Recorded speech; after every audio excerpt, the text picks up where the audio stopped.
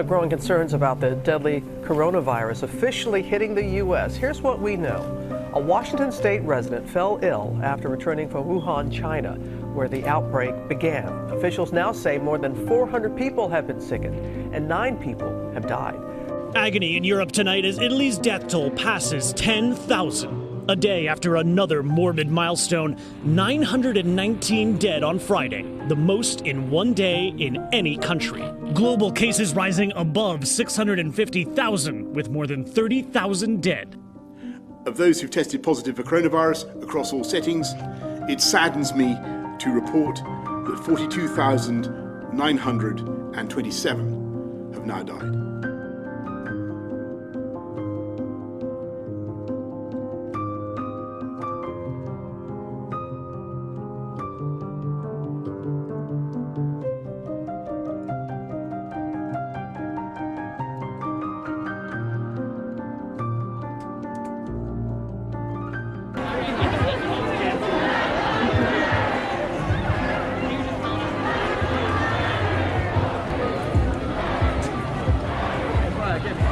We're going to turn now to that devastation in Australia, where thousands of firefighters and first responders are battling unprecedented wildfires. At least 24 dead, more than 12 million acres destroyed. I want you to look at this map because that's the map of Australia over the weekend when 200 fires were burning. Just to give you the scope of this, if you put that superimposed on the United States, that would be like fires burning from California to Pennsylvania, Wisconsin to Florida. An unprecedented and early start to fire season here in Australia. We should celebrate the fact that, freed from the constraints of the European Union, we once again will be able to find our place in the world. Well, that is it. Brexit. The giant screens declare in red, white and blue, we're out. 11 o'clock on the 31st of January 2020. One, of course, for the history books, but really it's the future that will determine whether or not this was the right call. Iran has launched more than a dozen ballistic missiles at joint US-Iraqi facilities in Iraq. At least 2 bases have been targeted. One of them is in Erbil and also the Ain al-Assad air base in Anbar province.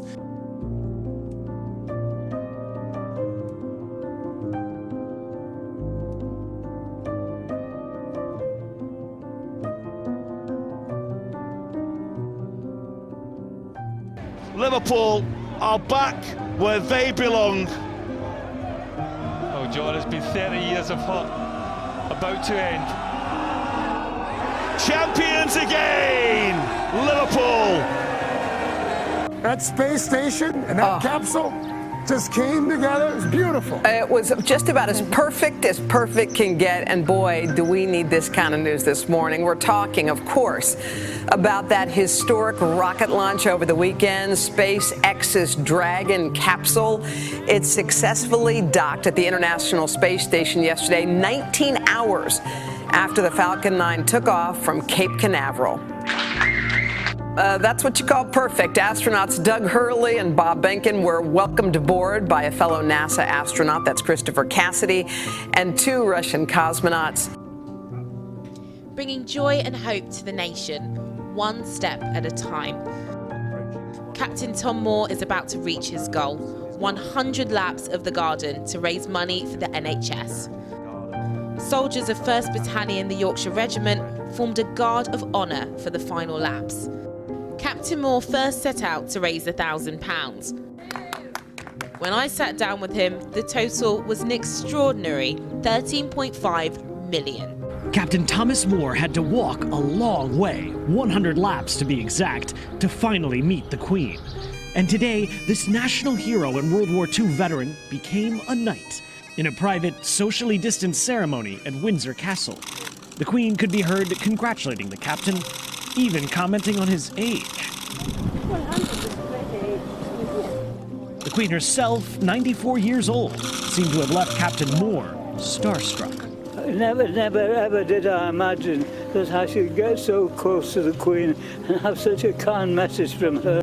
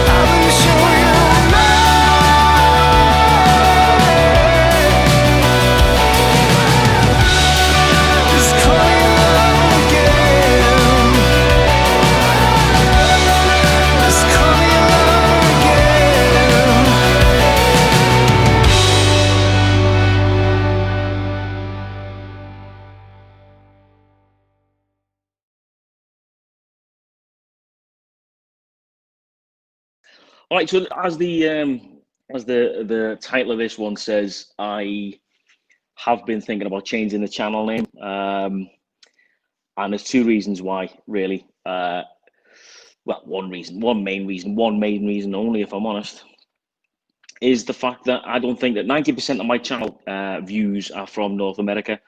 And yeah, I'm just reading something from Motorrev. Yeah, so 90% of my views are from North America, i.e. Canada and USA, and 90% of those people, or 100% of those people, unless they actually physically come and check my channel out, haven't got a clue what Scouse Adventures is. And I think the new name is for me, if I'm honest. I'm not going to do it yet. I'm just trying to vaguely see what everybody thinks about it. The new name that I come up with was actually the Military Biker.